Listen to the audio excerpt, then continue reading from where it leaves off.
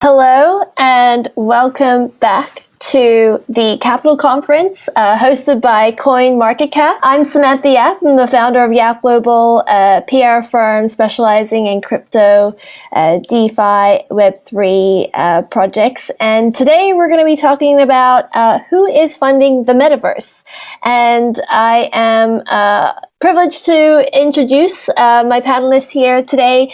We've got Alvin, Director of Business Operations for BNB Chain, Jane Kurahashi Sofue, VP of Marketing of Avalabs, and Ryan Wyatt, CEO of Polygon Studios. Welcome, everyone. Thanks for having us. Excited to get straight into this because I feel like the Metaverse, GameFi, Play to Earn, these buzzwords and terms just kind of exploded in the last year and a half. And there's a lot of money flowing in, but also a lot to kind of unpack to make sense of this ecosystem. Many layers. You have traditional financial banks getting involved to the Web3 protocols getting involved. So, just to begin with, to assess the state of the Metaverse, could each of you kind of go around and share, what is the Metaverse and, what have you observed in the past year? So Ryan, how about we start with you? I always love that question because I think we take for granted that people have a lot of different interpretations for it. And oftentimes I notice people are talking past each other because of these different interpretations of it. For me, I've always looked at it actually much more simplistic as just digital worlds, right? And so it's very clear that people are spending more and more time in these digital worlds and experiences. And thus you're starting to see an increase in spend across digital assets. And so that's how I've always kind of interpreted and looked at it. And I think it's interesting because inside of these worlds, people often associate it just with like playing video games. They're becoming much more expansive and having much more depth. And so what was interesting, and even when I was at like YouTube, you're starting to actually see metaverses can actually be at odds with some of these video platforms because it's detracting people away from, a desktop experience or a mobile experience. And it's this very immersive experience. And so you're going to start to see applications within these digital worlds, if you will. But this is always kind of how I interpreted it. Others have kind of VR and AR layers to it as well. I've simplified it to just that from my perspective. Thanks, Ryan. Alvin? Yeah, I think it's pretty much the same, right? It's basically a virtual world. And I would emphasize on experience, right? You've got to experience like different activities. It's got to be highly experiential. And it doesn't have to be like restricted by hardware like VR and stuff like that, because you can easily be, in experiencing like great, vibes and so on. You could go for a Metaverse concert. All those can be done like with or without certain kinds of restrictions. I feel like people put a lot of different definitions around Metaverse, and it kinds of, what I would say is a highly experimental phase right now, right? Eventually what the eventual Metaverse will look like, nobody knows. But I think in the end, it's, just a highly experiential virtual world that we live in. That's how I would define it. Yeah, and I think with the 2 points are pretty spot on. That's how I simplify it. I think everyone has their own definitions, which make it really complex to really understand what's actually happening. Every single entity, VC firm will tell you a slightly different definition of metaverse. So I think to build on what Ryan said, it's the digital world. And then to what Alvin said, make sure that there's an experience involved. I think the area that we're kind of leaning towards with Web3 is likely what we're seeing or what we've seen with DeFi, gaming, where Web3 tends to focus on this idea that no one owns this entity called the metaverse, and it's strictly permissionless and accessible for everybody. And so I think that's the key distinction between the quote unquote metaverses that have existed in the past prior to Web3 technology and what we're likely going to be trending towards. Mm-hmm. I want to go a little deeper. So what does that look like as an experience? Can any of you jump in and share like what's been your personal experience in the metaverse? I can go first. I think it's got to be highly interactive, right? When we talk about metaverses, people talk about like the hardware, for example, like, can you support like more than 10,000 people? Can you have like proximity of voice and sound and stuff like that? Those are great, right? But in the end, I think even if you go down to like just a small group of people, right? What kind of interactions is possible? Is it real time? People have been, I saw some metaverse concerts where people even make NFTs out of dance moves, right? How interactive are those dance moves, or is everyone moving the same direction? I think a lot of these like smaller details goes into how the experience. Yeah, I think that's right. I mean, I'm most fascinated that how the world becomes more immersive and what kind of experiences get built within them, as well as how they are more democratized so that you can really empower other developers to build inside of, metaverse experiences. Like, I think that's really how you start to achieve scale. I agree about the permissionless part, the Web3 part being the evolution of kind of metaverse too, because like you can look at Roblox or Minecraft and see a lot of that there, right? There's mods, there's the community participation in the development there. It's open world. Sometimes people are doing a variety of different things, whether it's like PvP mini games, whether they're just building, whether they're truly just quite literally hanging out and talking over, voice chat. That's all of that is an experience, and it lends well to the natural evolution of where the metaverse is going. But now I think, because you're seeing billions of dollars go into the kind of digital universes, if you will, all of a sudden this, the interoperability part, the having the information on chain, like all this stuff becomes much more important for people. And I think more and more people will begin to realize that as they start to invest more in these experiences. And this is why I was always pretty enamored with the idea of gaming around it, because, like, look, you're spending billions of dollars for effectively a digital license, and that's not going to really fly in a metaverse world. That will be a business model that I don't think is going to go anywhere, right? I think there are people that will be fine with the commercial agreement of just like having a license of a cosmetic item.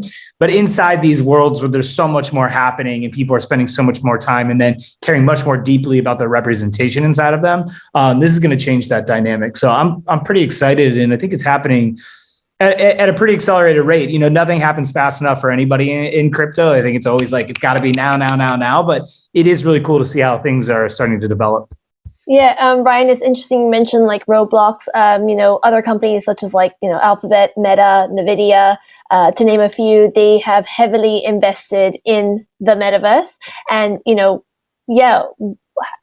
what do you think we're going to see in the coming, weeks and months and years as these large listed companies build a layer of the metaverse? I think the thing about that is they're just looking at metaverse as another platform for distribution, right? I think that's where it's hard for people to wrap their heads around. Because like, is it a video game? Like, how do I? It's like there are just a lot of people that are going to be participating in it, and you want to be there where the people are. So like going back to using the YouTube example, it's interchangeable with any video platform, right?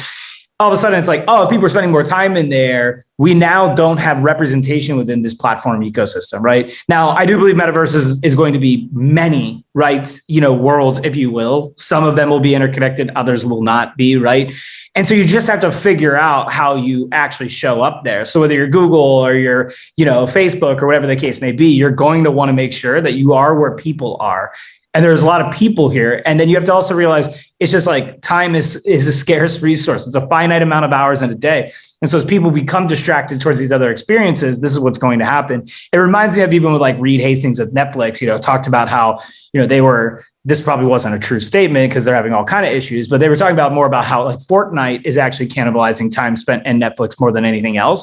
And so you really just have, to take any kind of emotion or hyperbole away from it, it is, you've got to be where people are. People are going to spend more time inside of digital worlds. 3 billion gamers, right? You're eventually seeing the lines blur of are they really even video games at this point? Or is this just another platform where people are spending time? And so if you're any of those big tech companies, you've got to have a Web3 strategy. And even with some of the market pullback, people are like, oh, do you think that, people should still be spending time thinking about it? I actually would say there's should be an increased sense of urgency more than ever with this pullback. Because you think about people missing earnings and so forth, like they're going to have to be able to get more creative in where they are monetizing and where they're showing up and where they're participating. So I actually think some of this pullback will be a forcing function for more accelerated Web3 strategies and by big Web2 tech companies, if you will. Yeah. Okay, so now we're getting somewhere. So you said something there, Ryan, that there are going to be multiple metaverses and it's about where people are at. So yeah, I think some people think, oh, is it just one big universe, metaverse, whatever you call it, and people are there. It's kind of similar in the crypto space. There's multiple different chains. It's almost like as if they're different countries, different worlds, different metaverses. So interesting to kind of put that into perspective.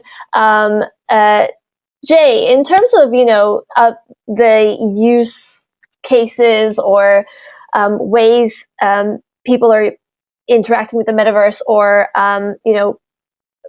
I guess games, and you mentioned DeFi there. Could you shed light on what the metaverse can enable in terms of activities, experiences in general? Activities. Yeah. Totally. So I think Alvin touched on this right now. I think for the foreseeable future, next few years, we're still going to be in the experimental phase. There's going to be, like with any subdivision of Web3, there's going to be a massive influx of activity to probably like a handful of different metaverses or metaverse companies or something that's affiliated. You're then going to have that pullback, and you're going to have that cycle repeat so long as everyone believes in this future. And I think the interesting things that you're seeing right now are what Alvin also mentioned. You need to create in-depth experiences that are meaningful. What does that mean? Does that mean your friends are incorporated in these worlds? Does that mean that it's actually fun, like a game? It doesn't necessarily have to be, but that's also a way to make the worlds a little bit stickier. Is there a brand affinity? Are there major brands like Ryan's talking about that have massive presences in them? So if, let's say it's like a consumer-facing brand, maybe it's like a drinks company or something. Is it because you really love that company and you're loyal to it and you want to be present when they have online activities, for example? And so it's really, I think, about bringing people closer together, similar to how we've moved into this very hyper digital space of kind of just like constant video chats and constant lobbies, where I feel like 3-4 years ago, prior to the pandemic, we still had these technologies, we had these platforms, but it wasn't like every single person was aware about it. And it also, the social constructs didn't really exist. It's kind of like the silly things of like, I don't know, like having your mic muted and you just don't understand why you're not being heard by anybody, or more on a serious note, maybe just bringing people together and talking about things when you're friends all the way across the world. And I think that connectivity was step one. Now, I think, going back to your question, Samantha, earlier about what we're seeing in the metaverse, I think what resonates with me the most, especially as someone who grew up with a lot of these early digital games, especially these massive multiplayer online games, it kind of reminds me of the times where you're playing games like World of Warcraft and RuneScape.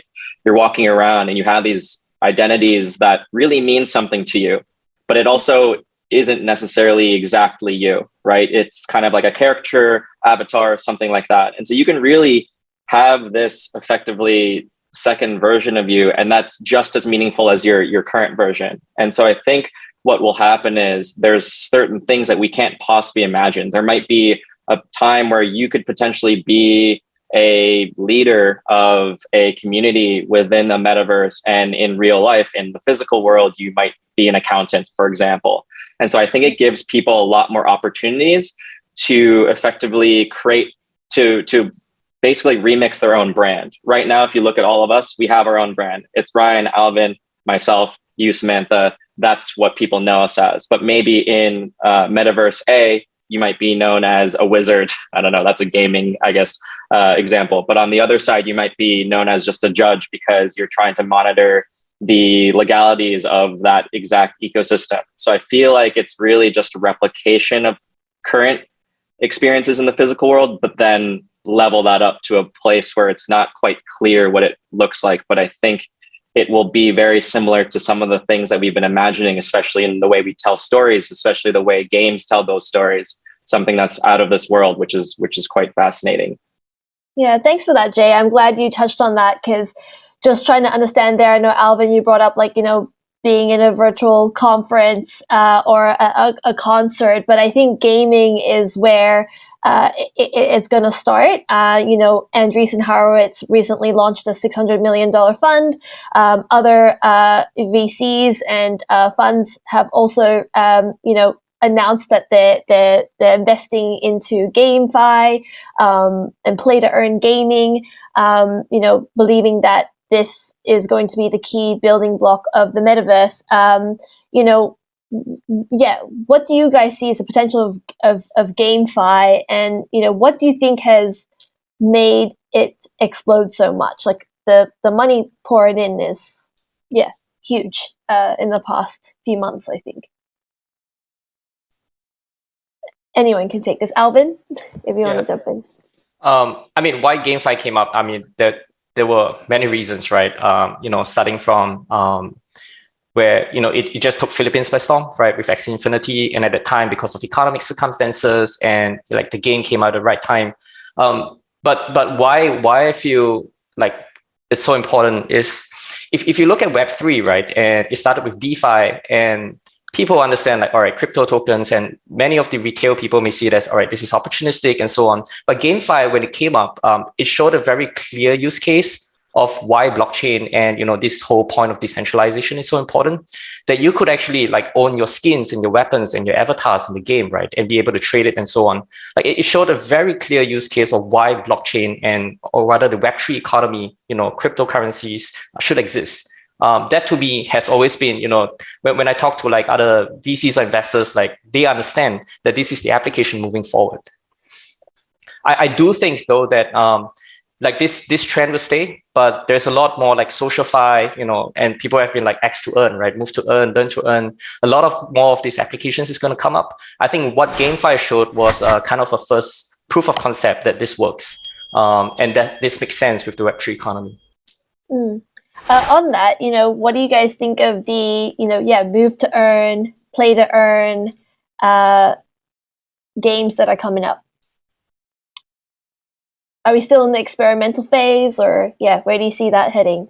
I think they're cool, but I think we are still in the experimental phase. There's a lot of hype going around them. I also think that emphasizing the earn part, I think really was a distraction for the last few years. If you have all these different games, for example, and you have quite a big amount of attention that's focused on them, but you couldn't really discern, especially as an investor, but also just as a user, what signal is good and bad, or what's authentic and what's there just because of the monetary opportunities. I think monetary opportunities are perfectly fine to have.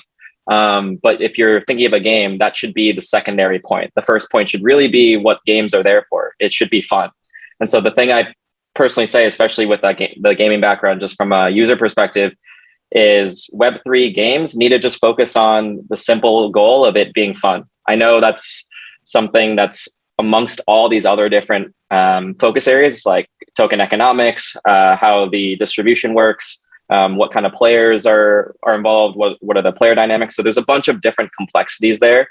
But I also still think like, hey, like we really need to get back to the basics, and perhaps this market pullback will kind of force a lot of these games to really focus in on, because they're not going to be able to get users simply by throwing money at the wall. They're going to actually have to bring users in from the experience side and authentic, I guess, the strategy that's authentic to games.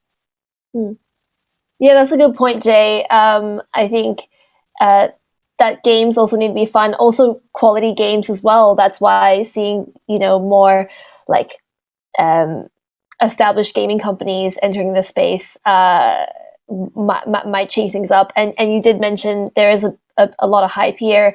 Do you guys see that, GameFi is just another next trend for VCs to invest in, or is there really something there, or do you think that it'll take a while for the market to settle until we're going to see some quality projects come out?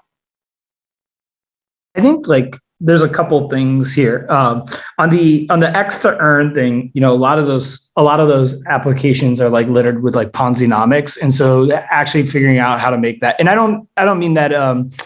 And I think it's just that's kind of that's the function of it. So how you get it to work, like certainly having a good product. I also think, to Jay's point, the terminology is pretty poor. Like, ultimately these are like reward-based programs, that are happening inside of these financialization first dynamics. So TBD on some of it. I do think, some of the stuff will rise to the top. Like there's definitely an X to earn, opportunity that will find its way through some of these different growing pains. On the GameFi side, like, the reason, it is what it is today right now is because a lot of the first movers in game development were people that focused on like the DeFi financialization first element and kind of, pushed games out to market quick. So they're all pretty rudimentary, like Axie Infinity kind of being like the golden child of the first era of Web3 games. And that's not a really exciting, fun game to play. They're working on that, and they're kind of figuring out how do we make the game mechanics more fun, more visually appealing, and are continuing to iterate. So I think that's great. You'll see more of that. But the games that are high quality, high polished, that are going to like hook and sink a large majority of these 3 billion gamers that are the total addressable market, are multi-year game development cycles. So I actually don't really think you see a meaningful breakthrough in Web3 games until like this time next year, where you actually start to see some of these games that are going to come out, and gamers, to Jay's point, they're just going to be good games. And so this NFT argument and these Web3 arguments and crypto and blockchain ones kind of fall to the wayside when you're like, oh, it's just a game I want to play, right? So I'll go through the onboarding flow to do it. And then the last thing on like the A16 kind of commentary, in general, we've never seen in the history of gaming this much capital deployed from the private sector into the games industry.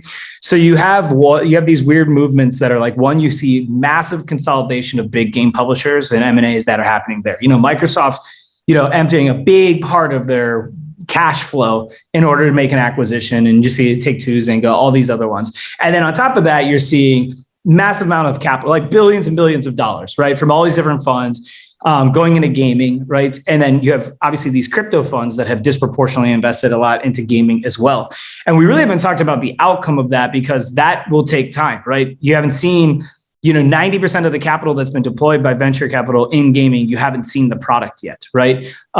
You then see Andreessen go raise another, whatever it was, 4 billion on top of billions, whatever. I can't keep track of how many billions they have now, but like, I have no doubt that crypto fund will deploy into gaming as well on top of that $700 or $600 million fund. All that to say is there's going to be a ton of gaming products over the next like 2 to 4 years in a way that we've never seen before. And the optionality that gamers will have will be at the highest ever, which will force actually, I think, a lot of fragmentation in gaming, which I think is, again, a really good thing. And then the last thing on kind of games that's really interesting for me is Web3 games can start monetizing so easily with their community that they don't need a big community to thrive, right? You can actually have a community of like tens of thousands of people and have a studio that's self-sustainable, have a token that actually allows you to kind of operate a business and have a treasury and really monetize that well. So I think that's a really interesting part of it, is you don't have to be the next Riot Games in order to be a successful game studio in the Web3 environment. And I don't think we talk about that a lot. So there's a lot of interesting things happening, but some of the stuff won't emerge over the next, for another 12 to 18 months. So part of being in this bear market, the irony and everything always says like, build during this time. There's some real truth to that the pullback will bring people looking for actual fundamentals moving forward, will be wiser in the decision-making that they're doing, more principled in their investments. And I can definitely say that will be a net positive long-term on the space. No, thanks for that overview, Ryan. Good shift in perspective on what's going on. What do you guys think is the biggest mistake or assumption you see people make when they invest in the metaverse or GameFi? I think one that stands out to me is, especially as a marketer, the idea that AAA rated games just instantly means that it's a good game from a experience perspective. AAA is commentary on its quality and how the graphics look effectively. And it really doesn't have, like with a lot of different kind of marketing jargon, it doesn't really have like a strict guideline on what that exactly means. And so I think in the bull market, you always saw, or the past bull market, I guess, you saw a lot of different games advertising themselves as, oh, well, we have, play to earn, one buzzword, another one's like integrated on whatever chain it may be. So that was another one. And then usually the third one would be AAA rated. And to be honest, none of those things really make the game fun or engaging at all. That's not to say that AAA rated games can't be fun. Of course, there are plenty of AAA rated games in traditional industry that are doing very, very well and have a huge fan base. So I think that's usually, I guess, like goes without saying with any other industry or division. And especially when you're investing in it, like go a little bit deeper than the headline. The headline should be something that piques your interest to look into it, but I don't think it should determine your investment thesis or lean into it rather. Mm-hmm. Just want to say, I fully agree with that because that conversation keeps coming up as well, right? Yeah, good graphics, wow, this looks great. And the thing is, it's always about meaningful interactions, right? It's as good. Maybe this analogy is a bit far away, but you don't have to go to the fanciest restaurant to have a good, interaction and experience, right? So how you design the experience is a lot more than just the graphics itself. And I think the other thing to add on, probably not so much of a mistake, but there's been a lot of metaverses and games that have come out, and I think especially with kind of the market right now, people will be starting to concentrate their efforts and start asking, where's the product roadmap? What are the milestones that needs to be delivered? I think there's going to be pressure on metaverses and games to actually show this over the next few months. I agree too on the graphics part. It's a pretty boomer take. Like Minecraft is the biggest game of all time. It's still the #1 game on YouTube, and I don't think anybody's arguing that that's a graphically compelling game. So yeah, just taking a quick step back away from gaming, but just back to to metaverse as a concept and a term. So I guess we have kind of come to the conclusion, if you want to call it, that there's going to be multiple metaverses. It's not just one place. But what do you guys think of say banks? Like I think JP Morgan, was one of the first banks to kind of buy land in one of the metaverses earlier this year, and then other banks started to follow. So you're starting to see these traditional banks kind of jumping in. Do you think they're just doing it because it's a trend, kind of like how Visa bought a CryptoPunk, or do you foresee more brands entering into getting virtual land? I think oh, go ahead, Jay. Well, it's going to echo what you said too earlier, Ryan, actually. So maybe it might be something similar to what you're going to say. But to Ryan's exact point, I think it's a little bit of all of that, Samantha. But earlier, Ryan mentioned if you're a big brand, especially if you're a Fortune 100 or Fortune 500 brand, it's a distribution opportunity. So I don't know if the banks exactly know what they want to do, but at least they need to get one foot in the door. And then after they understand the space a little bit better, maybe the opportunities shine itself, especially the next couple of years as people start deploying more and more solutions, then I think they're going to be able to be a little bit more nimble since they already have one foot in the door rather than kind of sitting on the sidelines. And because these banks have a lot of capital and have a lot of resources, they're able to take these risks as opposed to maybe if you're like a startup and you can't really hedge beyond the one direction that you're going in. Yeah, I think in general, you already have now this idea, if crypto is going to be around or not, shouldn't really be a conversation. I think that's kind of our early product market fit. You already have, 12, 13% of the US that have adopted or used it in 22. So at this point, you have now shifted your conversation. If you're at a JP Morgan of, is this a thing to, it is a thing. It's going to be a thing. We don't know how big the thing will be. It could be revolutionary in monetization, and therefore we should have a ton of exposure to it. But if I'm at JP Morgan right now, I definitely want some exposure to crypto, and I want a lot of people that know about it really well too, because that's the other thing. You have to think about the employee talent retention as well too, right? Making sure that you get into these efforts so that you keep these folks within your organization. So yeah, they have really no choice. It doesn't matter what they personally think about it at this point. You need exposure to crypto if you're any of the major banks at this point. It'll also allow you to pivot and move faster. And if all of a sudden we come out of the recession and say crypto booms very fast because people really start having all these issues with the fiat and kind of what we're doing with printing money and yada yada, that you want to be ready and positioned to be able to handle some of that. And so yeah, it's good that they're staying hedged and participating. Mm-hmm. And I think we are running out of time, but that's a really good point to end on. Thank you guys. Thank you, Alvin, Jay, and Ryan for your thoughts. And I think, as Ryan, you mentioned, it's going to be another year or so until we're going to see some products coming out. So let's look into this next phase of building and look forward to what we're going to see next year. Thank you guys for this discussion. Yeah, thank you, Sam. Appreciate it. Thanks, Sam. Yeah. Thank you. Appreciate it.